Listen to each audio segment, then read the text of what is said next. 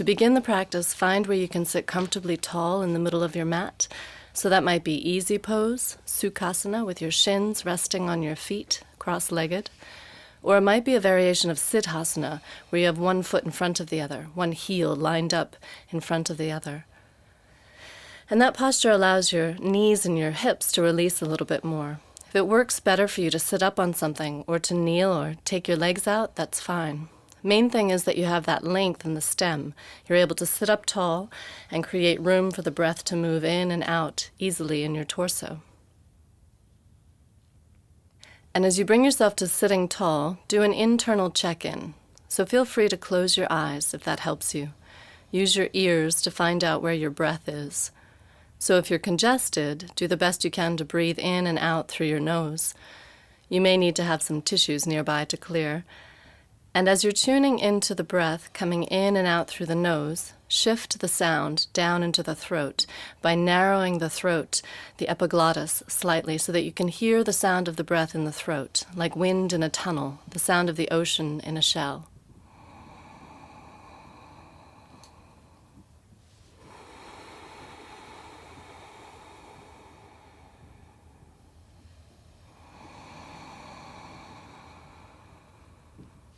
So this Ujjayi Pranayam, this ocean-sounding breath that we've been developing in the last 3 levels, where you've been practicing lying down without having to worry about holding your body up, now we're taking that to another level.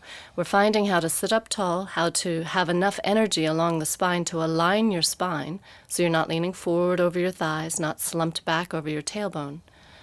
It might help to think of your head like a hot air balloon rising up, and your spine like a string hanging from that hot air balloon, so you have more space, more length in your spine.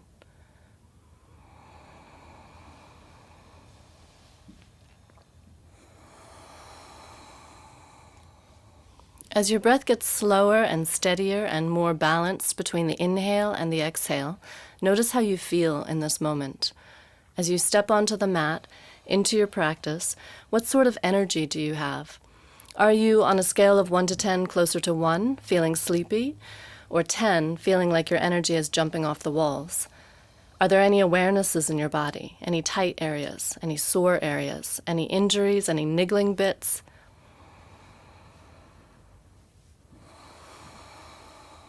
And if you've been practicing home play in between these sessions, then how did it go for you? To focus on the squat or the toe sit, cat and cow, your breathing, what was your experience of doing those on your own?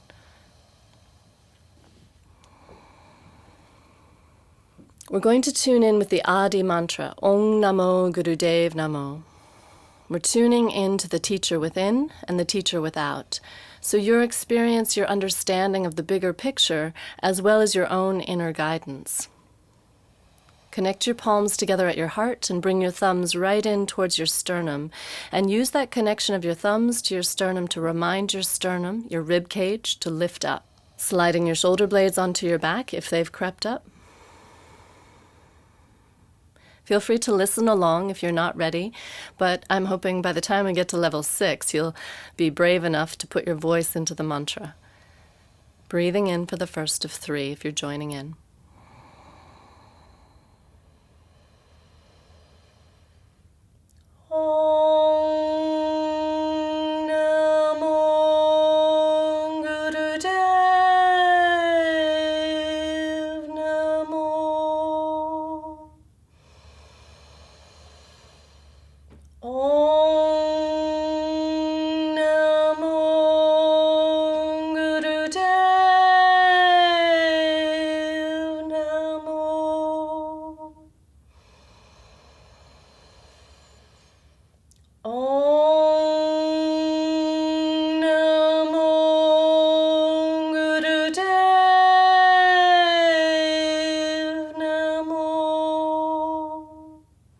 As you inhale, lift your arms straight up, and as you exhale, stretch them back behind you. And continue circling your arms with your breath. Inhaling, lifting up, exhaling, stretching back behind you, warming up your shoulder joints.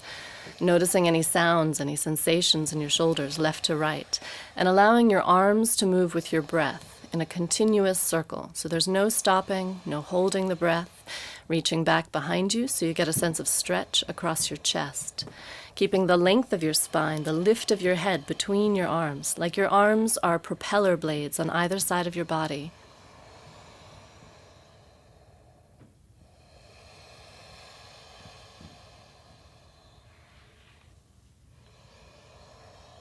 And the next time that your arms are coming down about shoulder level, pause, reach back behind you, keeping your palms facing forward. Stretch your fingers out, stretch the heels of your hands open.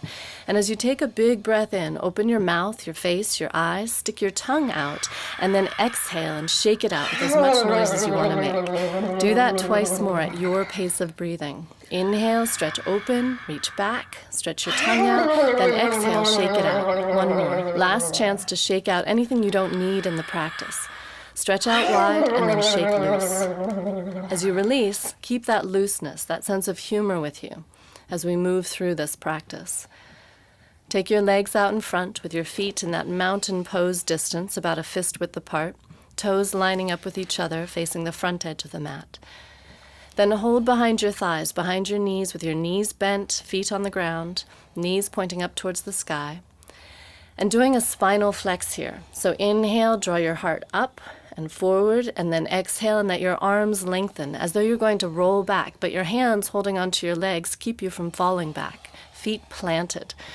Use your breath to create the motion. It's like cat and cow, but with your sits bones on the ground, your feet on the ground. Same kind of spinal flex. So if you take nothing else away from these foundational practices, breathing and the movement of the spine are the two main points I'm hoping you'll find and carry with you.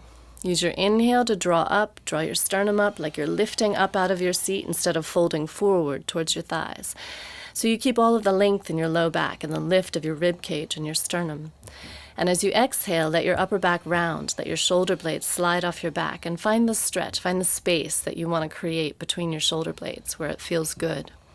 It's as though you're pressing the air out. So to help that, when you roll back on the exhale, tuck your belly in towards your spine. Lengthen and open your low back, let your head release so that you lengthen and release through your neck. Taking a couple more, feeling for what's going on along your spine, from your tailbone right up to your skull. Keeping your feet planted, using your arms to help draw you up so your elbows can come a little bit wide as you inhale, helping your shoulder blades slide back onto your back. And then letting your arms lengthen so you create some stretch between your shoulders on the exhale. This next time that you lift up tall, pause here, keep the breath flowing, find where you lift up through your low back. Take one of your hands and bring it to your low back and feel the lift and length. So instead of feeling the spines, the vertebrae of your spine, lift up to where you feel the two bands of muscle on either side of your spine, which may mean that you have to tilt back. You have to create more room between your belly and your ribs and your thighs so that you can find that. And once you find that, feel that your head is in line. It's not dropped down, not lifting your chin. Keep the breath going. Feel the core strength in your belly, side waist, and low back. And take the weight of your upper body back just enough to lift your feet off the ground. So now you're adding in an element of balance. And notice when you start to balance that you may hold your breath. So keep the breath flowing. Let your elbows be a little bit wide and your shoulders on your back, so you may need to bend the elbows a little bit to pull your shoulders back behind you. Use the hold on your legs to help draw your rib cage up, your sternum up, like there's a cable attached to your breastbone. It's being drawn up to the ceiling. And as you find your balance and your breath and your core strength here, play with taking your feet just a little bit higher and notice how high can you take your feet before that disrupts or compromises the length and integrity of the low back. That's the priority. So keep the low back really long and strong, the belly open. And this is the same emphasis we're going to look at with down dog in later practices, only lengthening the legs as much as the low back isn't compromised. Now that you've found your highest place and you're still breathing, legs still parallel, so notice if the knees want to wonk out to the sides. Keep your knees in line with your feet. Last little bit here is to engage the legs to hold themselves up, So take your hands off your legs, turn your palms to face the ground next to your knees, and press down through your hands like you're pressing them into solid blocks that you can then leverage your rib cage up and out of, adding a whole nother level of engagement, intensity in this.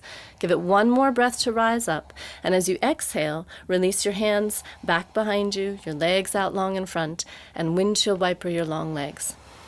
Take your feet side to side and let them flop to release out your hips and thighs. And keep your breath flowing, so notice if your heart rate has changed or your breathing rate has changed by holding that upward-facing boat posture.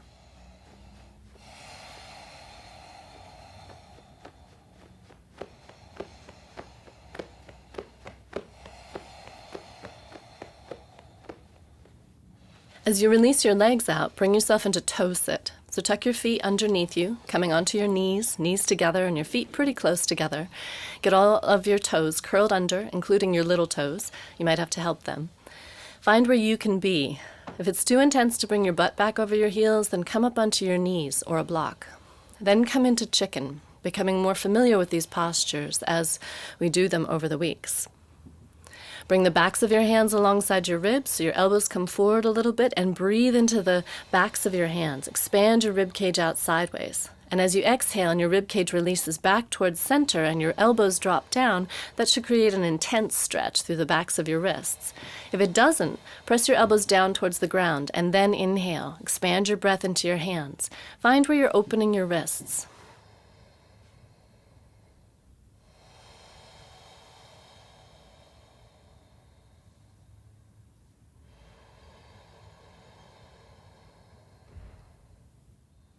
The next time you exhale, bring your hands out in front, elbows relaxing down by your sides, and hold on to the fingers and the thumb of your right hand as you draw them back with your left hand, finding the stretch on the underside of your wrist, keeping your breath flowing, jaw relaxed. Not only are we opening the extremities, but we're also developing the ability to keep a steady, equanimous breath, a balanced breath, whether it's something soft and easy or something more intense. As you exhale next, switch to the left wrist, letting your shoulders release down, jaw stay relaxed. Being sure that you're catching your thumb as well as your fingers. Your thumb's a whole 1/3 of your wrist, so you've got the whole wrist stretched open. And as you exhale, might feel good to shake your hands out.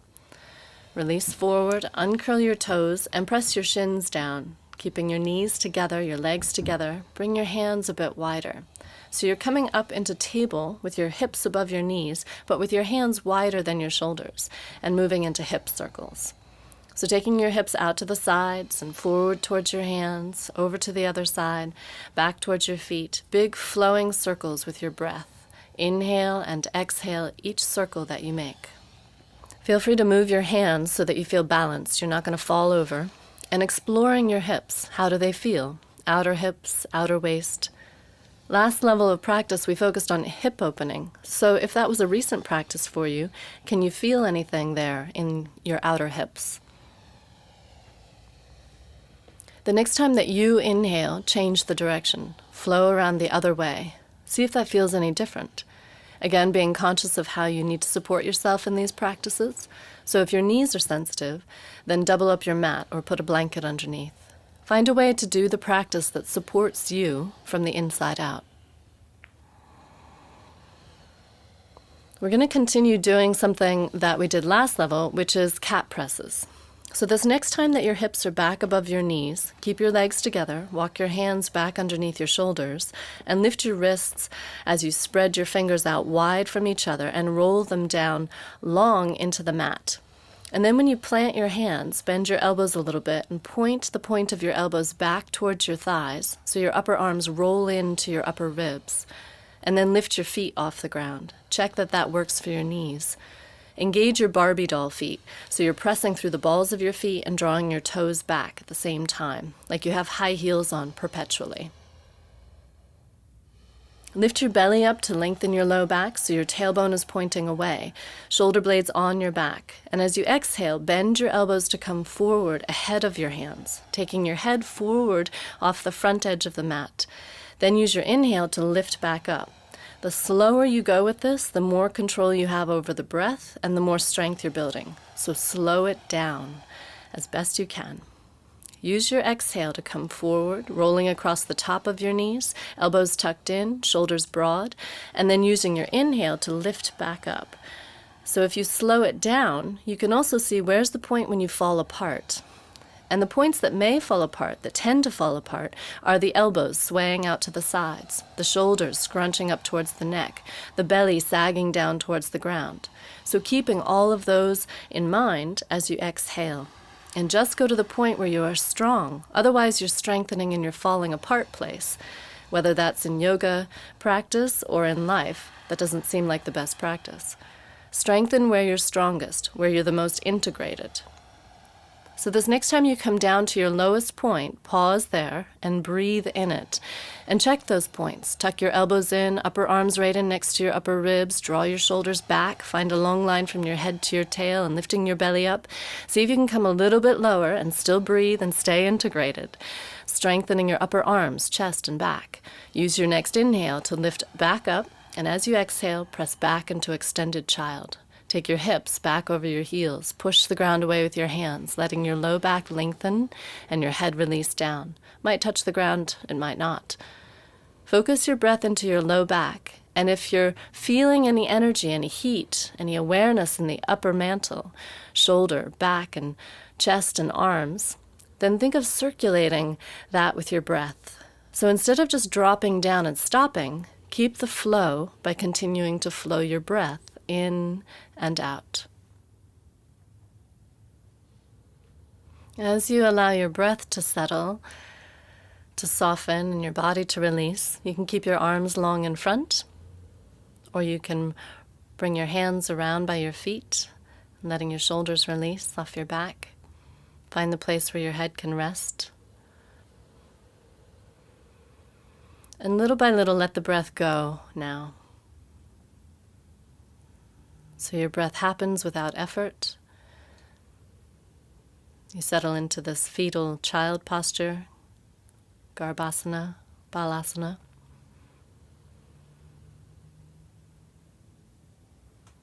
Taking a moment to be still, to integrate what you've done, where you've been.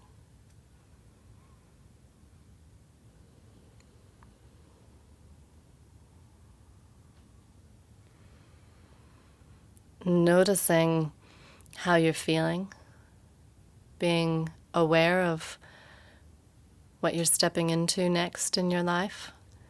So if there's anything in this moment you'd like to carry with you as you move off the mat into the rest of your day, then as you inhale next, uncurl your spine, bring yourself up to kneeling, let your arms lift out to the sides, up overhead, and draw in whatever quality you'd like to take with you. As you exhale, bring your palms together, draw them down along the midline of your body to your heart, and acknowledge your light, yourself. If you're practicing with anyone else, acknowledging them as well. Namaste.